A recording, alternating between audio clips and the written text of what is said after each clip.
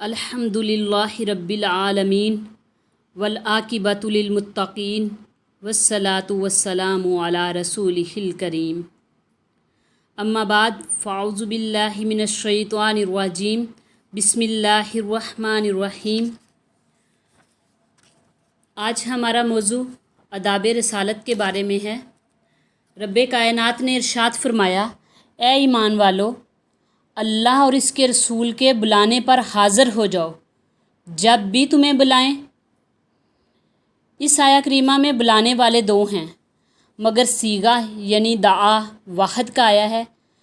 چاہیے تو یہ تھا کہ دو کے لیے صیغہ بھی تثنیہ کا ہی ہوتا، مگر ایسا نہیں۔ اصل میں بتانا یہ ہے کہ اے ایمان والو، اللہ اور اس کے رسول کے بلانے میں فرق نہیں۔ حضور صلی اللہ علیہ وسلم کا بلانا اللہ تعالیٰ ہی کا بلانا ہے، اور جس نے رسول کی اطاعت کی، تحقیق اس نے اللہ کی اطاعت کی۔ حضرت ابو سعید رضی اللہ تعالیٰ عنہ فرماتے ہیں کہ میں نماز پڑھ رہا تھا تو مجھے نبی کریم صلی اللہ علیہ وسلم نے بلایا، میں حاضر نہ ہو سکا۔ جب میں نے نماز ختم کی تو حاضر خدمت ہو کر عرض کی کہ یا رسول اللہ صلی اللہ علیہ وسلم، میں نماز پڑھ رہا تھا۔ تو امام الانبیاء نے فرمایا، کیا نہیں فرمایا اللہ تعالیٰ نے کہ جب تمہیں اللہ اور اس کے رسول بلائیں تو حاضر ہو جاؤ؟ معلوم ہوا کہ نمازی کے لیے ضروری ہے کہ نماز چھوڑ کر حضور صلی اللہ علیہ وسلم کے بلانے پر حاضر ہو جائیں، کہ نمازی بحالت نماز حضور صلی اللہ علیہ وسلم کی خدمت میں حاضر ہو جائیں، اور جتنا وقت آپ کی فرما برداری میں گزاریں نماز نہیں ٹوٹے گی، اس لیے کہ نمازی نے اس ذات سے کلام کیا جس پر نماز میں سلام بھیجنا واجب ہے۔ اگر نبی کے سوا کسی اور سے کلام کرتے تو نماز ٹوٹ جاتی، مگر حضور کی خدمت میں اگر سینہ پھیرا تو کسی طرف، خواہ ادھر خواہ ادھر، جس طرح بھی سینہ پھیرا، کعبے کے، کیونکہ حضور صلی اللہ علیہ وسلم کعبہ کے بھی کعبہ ہیں۔ اعلیٰ حضرت خوب فرماتے ہیں، حاجیو آؤ شہنشاہ کا روزہ دیکھو، حاجیو آؤ شہنشاہ کا روزہ دیکھو، کعبہ تو دیکھ چکے اب کعبے کا کعبہ دیکھو۔ اسی لیے جب بھی حضور اکرم صلی اللہ علیہ وآلہ وسلم بلائیں تو فوراً حضور صلی اللہ علیہ وسلم کی بلانے پر نماز چھوڑ کر حضور کی خدمت میں حاضر ہو جاؤ۔ اسی لیے جب بھی حضور صلی اللہ علیہ وسلم صحابہ کرام رضوان اللہ علیہ اجمعین کو بلاتے تو وہ فوراً پروانوں کی طرح خدمت اقدس میں حاضر ہو جاتے، حتیٰ کہ سرور دو جہاں صلی اللہ علیہ وسلم کے حکم پر اپنا مال، تن، من، دن، ہر چیز آپ پر نثار کرنے کے لیے تیار ہوتے۔ حضرت حنظلہ رضی اللہ تعالیٰ عنہ کی ابھی نئی نئی شادی ہوئی تھی کہ نبی کریم صلی اللہ علیہ وسلم نے غزوہ احد کے لیے اعلان فرمایا۔ جہاں باقی صحابہ کرام حاضر ہوئے، وہاں حضرت حنظلہ رضی اللہ تعالیٰ عنہ بھی اپنی نوبیاتہ بیوی کو چھوڑ کر ہر چیز سے بے خبر ہوتے ہوئے حاضر ہوئے نبی پاک صلی اللہ علیہ وسلم کی خدمت میں، حتیٰ کہ آپ کو غسل کرنا بھی یاد نہ رہا۔ حضور صلی اللہ علیہ وسلم کی خدمت اقدس میں حاضر ہو گئے، لڑائی شروع ہوئی تو حضرت حنظلہ رضی اللہ تعالیٰ عنہ شہید ہو گئے۔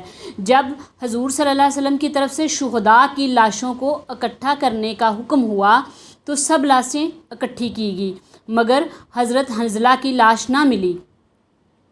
صحابہ نے عرض کی، یا رسول اللہ صلی اللہ علیہ وسلم، حنظلہ کی لاش نہیں ملی۔ حضور پاک صلی اللہ علیہ وسلم نے اپنا سر انور آسمان کی طرف اٹھایا اور فرمایا، میں دیکھ رہا ہوں کہ حنظلہ کو آسمانوں پر فرشتے غسل دے رہے ہیں۔ سبحان اللہ۔ غزوہ بدر کے موقع پر نبی کریم صلی اللہ علیہ وسلم نے صحابہ کرام علیہم رضوان کو مخاطب کر کے فرمایا کہ مشرکین مکہ ہمارے ساتھ جنگ کے لیے تیار ہیں، بتاؤ تمہارا کیا ارادہ ہے؟ حضور صلی اللہ علیہ وسلم کے اس حکم پر صحابہ نے عرض کی، یا رسول اللہ صلی اللہ علیہ وسلم، ہم موسیٰ کی قوم کی طرح نہیں ہیں کہ کہیں گے کہ آپ اور آپ کا خدا لڑیں، ہم تو آپ کے دائیں بائیں آگے پیچھے لڑیں گے، اگر آپ صلی اللہ علیہ وسلم کا حکم ہو تو سمندر میں کود جائیں گے، آپ کے اشارے پر ہم اپنی مال و جان سب کچھ قربان کر دیں گے۔ صحابہ کرام کا یہی طریقہ تھا کہ جب بھی رسول اللہ صلی اللہ علیہ وسلم انہیں بلاتے تو فوراً حاضر ہو جاتے۔ ہمیں بھی چاہیے کہ جب ہم اللہ اور اس کے رسول کا حکم یعنی اذان کا بلاوا ہو تو فوراً نماز کے لیے حاضر ہو جائیں۔ جیسا کہ میں نے پہلے بھی عرض کیا کہ رسول کی اطاعت اللہ کی اطاعت ہے، آپ کا حکم اللہ تعالیٰ کا حکم ہے۔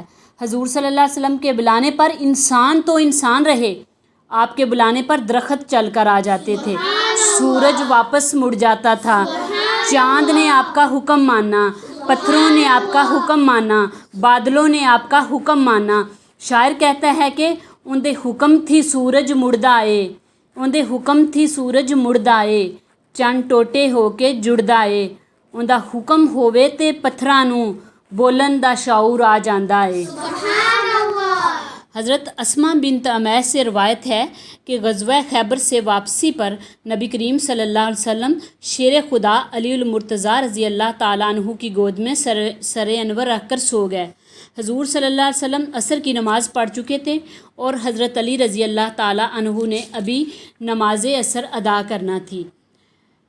شیر خدا رضی اللہ تعالیٰ عنہ کبھی سورج کی طرف دیکھتے ہیں جو غروب ہوتا جا رہا ہے اور کبھی چہرہ رسول کی طرح۔ سوچتے ہیں اگر حضور صلی اللہ علیہ وسلم کو نہیں جگاتا تو عبادت خدا جاتی ہے، اگر جگاتا ہوں تو اطاعت مصطفیٰ جاتی ہے۔ آخر یہ سوچ کر کے وَمَن یُطِعِ الرَّسُولَ فَقَدْ اَطَاعَ اللَّهَ کہ رسول کی اطاعت اللہ کی اطاعت ہے۔ حضور صلی اللہ علیہ وسلم کو نہ جگایا۔ جب نبی کریم صلی اللہ علیہ وسلم بیدار ہوئے تو رسول اللہ صلی اللہ علیہ وسلم نے فرمایا، اے علی کیا تو نے نماز پڑھ لی؟ قالا لا، عرض کیا نہیں یا رسول اللہ۔ تو حضور صلی اللہ علیہ وسلم نے علی کے لیے ہاتھ اٹھا کر دعا مانگی، اے اللہ بے شک علی تیری اور تیرے رسول کی اطاعت میں تھا، تو سورج کو واپس لٹا دے۔ حضرت اسماء رضی اللہ تعالیٰ عنہا فرماتی ہیں میں نے اپنی آنکھوں سے دیکھا کہ ڈوبا ہوا سورج واپس آ گیا اور حضرت علی رضی اللہ تعالیٰ عنہ نے عصر کی نماز اپنے وقت پر پڑھی۔ حضرت علی رضی اللہ تعالیٰ عنہ کا عقیدہ تھا کہ حضور کی اطاعت خدا کی اطاعت ہے، آپ کا حکم خدا تعالیٰ کا حکم ہے، آپ کا کلام خدا کا کلام ہے۔ ایک دفعہ کفار مکہ حضور صلی اللہ علیہ وسلم کی خدمت میں حاضر ہوئے اور کہنے لگے اگر آپ اللہ کے نبی ہیں تو کوئی معجزہ دکھاؤ۔ آپ نے فرمایا کون سا معجزہ دیکھنا چاہتے ہو؟ کہنے لگے آپ کے حکم سے چاند 2 ٹکڑے ہو جائے۔ حضرت ابن مسعود رضی اللہ تعالیٰ عنہ سے روایت ہے کہ رسول اللہ صلی اللہ علیہ وسلم کے زمانے میں چاند 2 ٹکڑے ہوا، ایک ٹکڑا پہاڑ کے اوپر اور دوسرا پہاڑ کے دوسری جانب تھا۔ تو رسول اللہ نے فرمایا گواہ ہو جاؤ، آپ صلی اللہ علیہ وسلم نے فرمایا گواہ ہو جاؤ۔ ایک روایت یہ ہے کہ جب مشرکین نے دیکھا کہ چاند 2 ٹکڑے ہو کر زمین پر آ گیا ہے تو کہنے لگے ہم پر محمد صلی اللہ علیہ وسلم نے جادو کر دیا ہے، یعنی مانے پھر بھی نہیں۔ ایک دن ابو جہل اپنی مٹھی میں پتھر کی 6 کینکریاں لے کر حضور صلی اللہ علیہ وسلم کے پاس آیا اور اپنی مٹھی بند کر کے کہنے لگا کہ تم آسمانوں کی خبریں دیتے ہو، اگر واقعی خدا کے رسول ہو تو بتاؤ میری مٹھی میں کیا ہے؟ آپ صلی اللہ علیہ وسلم نے فرمایا میں بتاؤں کہ تیری مٹھی میں کیا ہے یا تیری مٹھی والی چیز ہی بتا دے کہ میں کون ہوں؟ ابو جہل کہنے لگا یہ دوسری بات تو بہت ہی عجیب ہے کہ میری مٹھی والی چیز بولے، یہ کیسے ہو سکتا ہے؟ حضور صلی اللہ علیہ وسلم نے ارشاد فرمایا غور سے سن، تیری مٹھی میں پتھر کی 6 کینکریاں ہیں۔ جب آپ نے یہ کہا ابو جہل نے سنا کہ اس کی مٹھی میں کینکریوں نے کلمہ پڑھنا شروع کر دیا۔ جب ابو جہل نے یہ معجزہ دیکھا تو کینکریوں کو زمین پر پھینک کر کہنے لگا اے محمد صلی اللہ علیہ وسلم نعوذ باللہ، تم سے بڑا جادوگر میں نے آج تک نہیں دیکھا۔ حضرت جابر بن سمرہ رضی اللہ تعالیٰ عنہ سے روایت ہے کہ رسول اللہ صلی اللہ علیہ وسلم نے فرمایا کہ مکہ مکرمہ میں ایک پتھر ہے، جس رات میں مبعوث ہوا، آپ صلی اللہ علیہ وسلم نے فرمایا مکہ مکرمہ میں ایک پتھر ہے، جس رات میں مبعوث ہوا وہ پتھر مجھے سلام کرتا تھا، بے شک میں اس کو پہچانتا ہوں، جب میں اس کے پاس سے گزرتا ہوں تو وہ سلام کرتا ہے۔ میں یہ عرض کر رہی تھی کہ ہر چیز حضور صلی اللہ علیہ وسلم کو جانتی ہے اور آپ صلی اللہ علیہ وسلم کا حکم مانتی ہے۔ حضرت انس بن مالک رضی اللہ تعالیٰ عنہ فرماتے ہیں کہ ایک دفعہ مدینہ منورہ میں عرصہ دراز سے بارش نہ ہوئی، ہر طرف قحط سالی پھیل گئی، لوگ بھوک سے مرنے لگے۔ جب حضور صلی اللہ علیہ وسلم جمعہ کا خطبہ دینے کے لیے ممبر پر جلوہ فروز ہوئے تو ایک اعرابی کھڑا ہو گیا، عرض کرنے لگا، یا رسول اللہ صلی اللہ علیہ وسلم، ہمارا مال ہلاک ہو گیا، بچے بھوکے ہو گئے، پریشانی کا عالم ہے، اے اللہ کے نبی دعا فرمائیے کہ اللہ تعالی ہمیں بارش عطا فرمائے۔ حضور صلی اللہ علیہ وسلم نے بارگاہ الہی میں ہاتھ اٹھا کر دعا کی، یا اللہ بارش نازل فرما۔ راوی کہتے ہیں کہ حضور صلی اللہ علیہ وسلم کے مقدس ہاتھوں کا اٹھنا تھا کہ فوراً آسمان پر بادل چھا گئے اور وہیں بیٹھے ہوئے بارش شروع ہو گئی، حتیٰ کہ اتنی بارش ہوئی کہ چھت سے پانی ٹپکنے لگا اور لوگوں نے دیکھا کہ نبی کریم صلی اللہ علیہ وسلم ممبر سے نیچے اتر رہے ہیں اور بارش کے قطرے آپ کی داڑھی مبارک سے نیچے آ رہے ہیں۔ ایسی بارش ہوئی، معزز طالبات، ایسی بارش ہوئی کہ اب بند ہونے کا نام ہی نہیں لیتی۔ ہفتہ کو بھی بارش، اتوار کو بھی بارش، پیر کو بھی بارش، منگل کو بھی، بدھ کو بھی، جمعرات کو بارش۔ یوں معلوم ہوتا تھا جیسے اللہ کی رضا یہی ہے کہ میرے محبوب نے مجھ سے بارش مانگی ہے، اب خدا نے فرمایا اس وقت تک بارش بند نہیں کروں گا جب تک میرا محبوب نہ کہے۔ پھر جمعہ کا دن آ گیا، حضور صلی اللہ علیہ وسلم ممبر پر تشریف فرما ہوئے، وہی عرابی پھر کھڑا ہوا اور عرض کرنے لگا، یا رسول اللہ صلی اللہ علیہ وسلم، اب تو ہمارے مکان گرنے لگے ہیں، مال تباہ ہو گئے، دعا فرمائیے کہ اب بارش بند ہو جائے۔ پھر آپ صلی اللہ علیہ وسلم نے دعا کی، یا اللہ ہمارے ارد گرد تو بارش ہو، ہم پر نہ ہو۔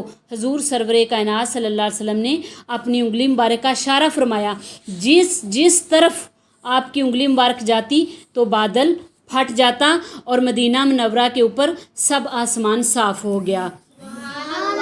ایک دفعہ ایک عرابی حضور صلی اللہ علیہ وسلم کی خدمت میں حاضر ہوا اور عرض کرنے لگا، اے محمد صلی اللہ علیہ وسلم، اگر آپ اللہ کے رسول ہیں تو کوئی نشانی دکھلائیے۔ حضور نے فرمایا، وہ دیکھ لو، وہ جو سامنے درخت کھڑا ہے، اسے جا کر اتنا کہہ دو کہ تجھے اللہ کا رسول بلاتا ہے۔ وہ عرابی درخت کے پاس گیا اور اس سے کہا، تجھے اللہ کا رسول بلاتا ہے۔ وہ درخت حکم سنتے ہی اپنے آگے پیچھے اور دائیں بائیں ہلا اور زمین سے اپنی جڑیں اکھاڑ کر چلنے لگا، یہاں تک کہ رسول اللہ صلی اللہ علیہ وسلم کے سامنے آ کر کھڑا ہو گیا۔ عرض کرنے لگا، یا رسول اللہ صلی اللہ علیہ وسلم۔ یہ دیکھ کر وہ عرابی کہنے لگا، اب اسے حکم دیجئے کہ یہ پھر اپنی جگہ پر چلا جائے۔ حضور صلی اللہ علیہ وسلم نے اسے حکم فرمایا کہ واپس چلا جا۔ وہ درخت سن کر پیچھے مڑ گیا اور اپنی جگہ پر جا کر پھر قائم ہو گیا۔ یہ عرابی یہ دیکھ کر مسلمان ہو گیا اور عرض کرنے لگا، یا رسول اللہ صلی اللہ علیہ وسلم، اگر اجازت ہو تو میں آپ کو سجدہ کروں؟ حضور صلی اللہ علیہ وسلم نے ارشاد فرمایا، نہیں، سجدہ تو صرف خدا کی ذات کے لیے ہے۔ اگر میں اللہ کے سوا کسی کو سجدہ کرنے کی اجازت دیتا تو عورت کو حکم ہوتا کہ اپنے خامد کو سجدہ کرے۔ پھر اس نے آپ صلی اللہ علیہ وسلم کے ہاتھ چومنے کی اجازت چاہی تو آپ صلی اللہ علیہ وسلم نے اسے ہاتھ چومنے کی اجازت دے دی۔ سامعین محترم، آپ نے سنا کہ درخت بھی حضور کا حکم مانے، چاند دو ٹکڑے ہو جائیں، سورج واپس آ جائے، بادل بھی حکم مان کر برسنے لگ جائے، غرض کے شجر و حجر، شمس و قمر، برق و ثمر، ہر چیز حضور صلی اللہ علیہ وسلم کا حکم مانے۔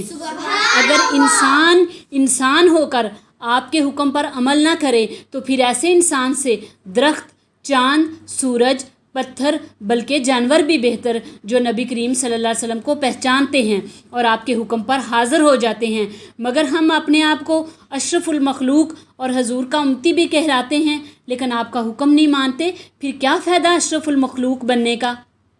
سامعین محترم، جب ہم نبی کریم صلی اللہ علیہ وسلم کے حکم کو نہ مانیں گے، پھر آپ صلی اللہ علیہ وسلم کا امتی کس منہ سے کہیں گے؟ ہم اپنے آپ کو حضور کا امتی کس منہ سے کہیں گے؟ دیکھو، حضور صلی اللہ علیہ وسلم نے حکم فرمایا نماز پڑھو، ہم نہیں پڑھتے۔ آپ نے فرمایا رمضان کے روزے رکھو، ہم نہیں رکھتے۔ آپ نے فرمایا زکوٰۃ دو، ہم میں سے کچھ لوگ نہیں دیتے۔ آپ نے فرمایا اگر مالدار ہو تو حج کرو، ہم میں سے اکثر نہیں کرتے۔ آپ نے فرمایا شراب نہ پیو، زنا کے قریب نہ جاؤ، چوری نہ کرو، جھوٹ نہ بولو، چغلی نہ کرو، حرام نہ کھاؤ، رشوت نہ لو، سود نہ کھاؤ، بے حیائی نہ کرو، مگر ہم آپ کے کسی حکم کو مانتے ہیں؟ کیا ہم مانتے ہیں؟ پھر امتی کے امتی۔ اللہ تعالی ہمیں ان تمام اعمال پر عمل کرنے کی توفیق عطا فرمائے۔ اس وقت ہم اسی وقت حضور کے امتی کہلائیں گے جب ہم آپ صلی اللہ علیہ وسلم کے حکم پر عمل پیرا کریں گے۔ یاد رہے کہ اگر ہم رسول اللہ کے حکم پر عمل کے پیرا ہوں گے تو فرشتوں سے بڑھ کر ہیں، اگر عمل نہیں کریں گے تو جانوروں سے بھی کم تر۔ دعا ہے کہ اللہ تعالی ہمیں سنتے مصطفیٰ صلی اللہ علیہ وسلم پر عمل کرنے کی توفیق عطا فرمائے۔ آمین یا رب العالمین۔